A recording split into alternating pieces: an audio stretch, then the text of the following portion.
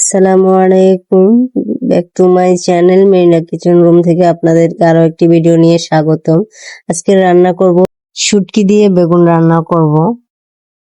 আশা করি আপনাদের কাছে ভিডিওটি ভালো লাগবে, একবার হলেও এইভাবে রান্না করে খাবেন। চলে যাচ্ছি চুলায়, এখানে একটা প্যান দিয়ে দিলাম তেল, পরিমাণ মতো রান্নার তেল দিয়ে দিলাম, তারপর দিয়ে দিলাম পেঁয়াজ বাটা। আপনি এখানে পেঁয়াজ কুচিও ব্যবহার করতে পারেন, আমি এখানে পেঁয়াজ বাটা 3 চামচ ব্যবহার করেছি। এখন এগুলোকে একটু ভেজে নিব। তারপর দিয়ে দিব রসুন বাটা 1 চামচ, দিয়ে দিব হলুদ গুঁড়া 1 চামচ, মরিচ গুঁড়া 1 চামচ। এখন এগুলোকে নেড়ে চেড়ে একটু কষিয়ে নিব, মশলাটা যাতে পুড়ে না যায়, তাই সামান্য একটু পানি দিয়ে দিব। দিয়ে দিব লবণ,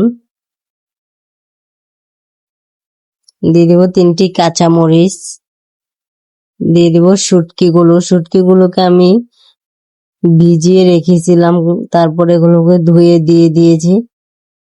যেহেতু এটা ছোট শুটকি তাই ভিতরে ময়লা থাকে না।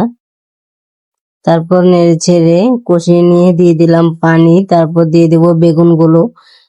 পানির পরিমাণটা কমিয়ে দিবেন যেহেতু বেগুন থেকে পানি বের হয়। আমার বেগুনটা বলকে আসতে না আসতেই পানি বের হয়ে গেছে, দেখে বুঝতে পারছেন।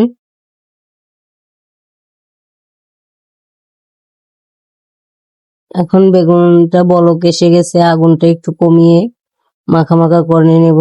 যখন মাখা হয়ে যাবে এই পর্যায়ে দিয়ে দিব ধনিয়া কুচি। আপনারা ধনিয়া পাতা স্কিপও করতে পারেন, আমার যেহেতু ছিল তাই দিয়েছিলাম। আশা করি আপনাদের ভিডিওটি ভালো লেগেছে, একবার হলেও ওইভাবে রান্না করে খাবেন এবং কেমন লেগেছে কমেন্টে এসে জানাবেন। আবারও কোনো নতুন ভিডিওতে দেখা হবে। আল্লাহ হাফেজ।